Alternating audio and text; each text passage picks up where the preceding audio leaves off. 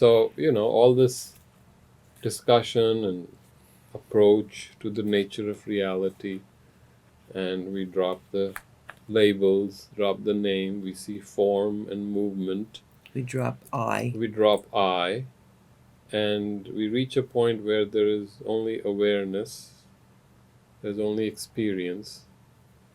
Without an experiencer,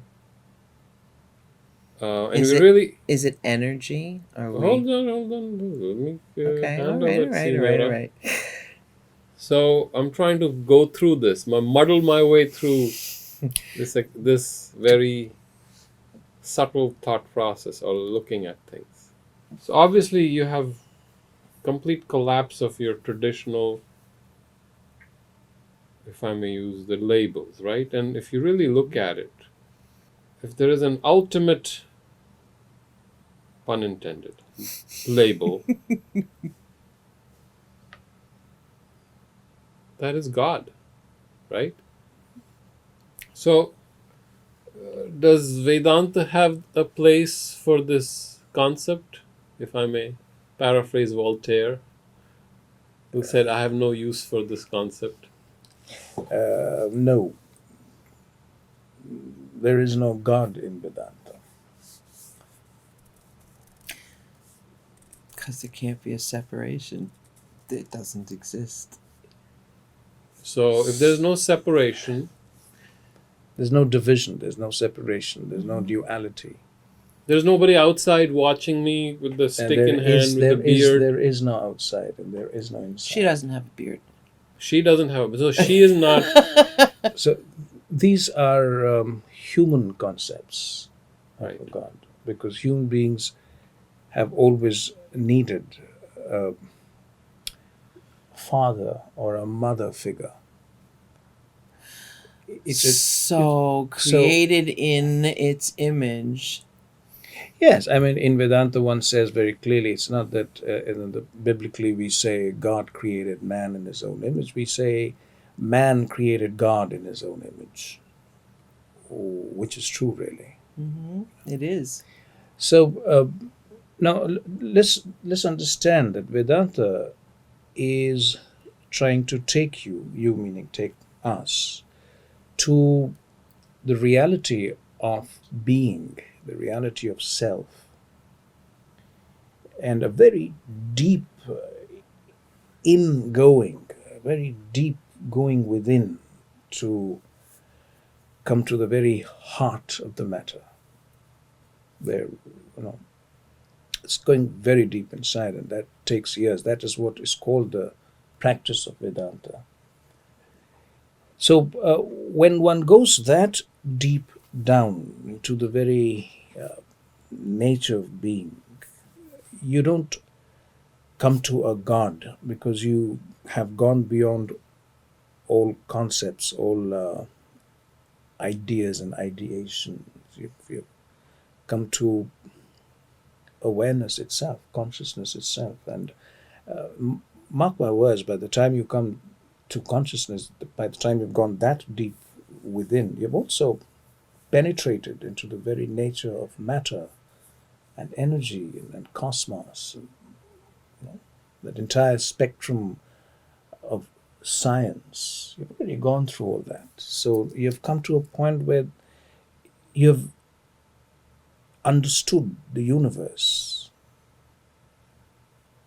and not in an objective, empirical way that science is trying to understand the universe, but in an experiential way. Just a few minutes of your thought on this. Let me just say something important here. If there is such a thing called cosmos, the universe, then where is it? If you just think about it, where is this universe? If there is such a thing as universe. So is it here or is it out there?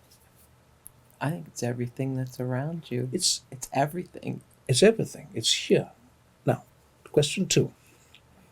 If there is this thing called the universe and it's everywhere, here and everywhere, where do you fit into this universe? Where do you come from?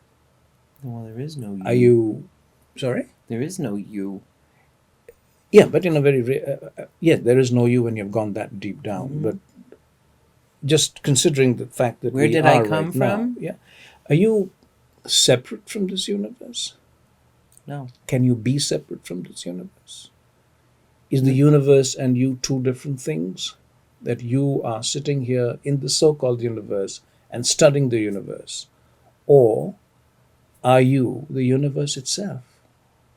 Or, let me put it another way, would I be incorrect in saying that you are the universe that has become self conscious and articulate? Yes. Even if we go to the science of it, uh, we are living in a closed universe. Right? So it's not that there's this universe and you have dropped into it. It's a closed universe. Everything starts with a point of singularity, and all science has now at least come to that consensus. That there was a beginning of things, in a manner of speaking, because that beginning was itself the continuation of something earlier. But let's say that everything came from a single point, the seed, as it were.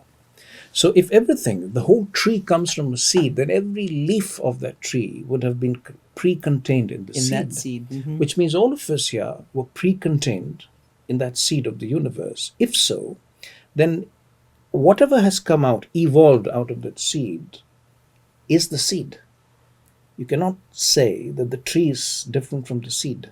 The tree is the seed, Mhm. isn't it? In a very real way. The tree that you see out there is the seed in the form of the tree. Yes. So this is the universe, In the which has form now of become self-conscious enough and has learned to talk. And this whole session is being conducted by cosmos, by the universe. No separation, no duality. If you, it may be a bit abstract when you look at things like physical things here, but again, this is where physics helps a lot. If you go into the physics of matter, then you'll see that there's not a thing sitting there. The physics of it, if you go deeper into the very structure of this thing that you call the body, it's not a body at all. It's one single quantum field, which is just take assuming forms everywhere, and very scientifically speaking, this is one single quantum field with variations, Yes. variant quantum fields. So what's going? So what I'm saying is everything here is concretely the universe. I'm touching universe. Universe is touching universe. Everything is universe. Mm-hmm. So where do we leave consciousness in this whole equation? Is consciousness something extraneous to the universe? Obviously not. Same principle. If everything was in the seed involved, then everything that has evolved is that which was involved. Mm-hmm. Which means that which is conscious right now, consciousness and conscious, is also the same seed. Which means this universe, which you and I are, is also consciousness. This universe is consciousness. All this is consciousness. Now you call it all this is consciousness, you call it all this is cosmos, you call it all this is conscious cosmos. These are words, Yes. labels. But you've got the point. Yes. Right? Now, if this is the whole thing, there's nothing needed here to explain it. It is this. This is the explanation. The universe is its own explanation, moment to moment. Nothing is needed. So it is at this level, that the concept of God too falls apart. At a more experiential, what we call in Sanskrit, Vyavharik level, you may need a God, which is good. I mean, you may need a God to stabilize a society, for instance, to But enable it's a construct. civilization to happen. Savages need a God. But when we become extremely refined forms of life, extremely wise and refined forms of life vibrating to extremely high frequencies of consciousness, then we'll not need a God anymore. That concept would have been dispensed with. So when you come to this non-dual experience of universe, consciousness universe, then you find that either everything is God or nothing is God.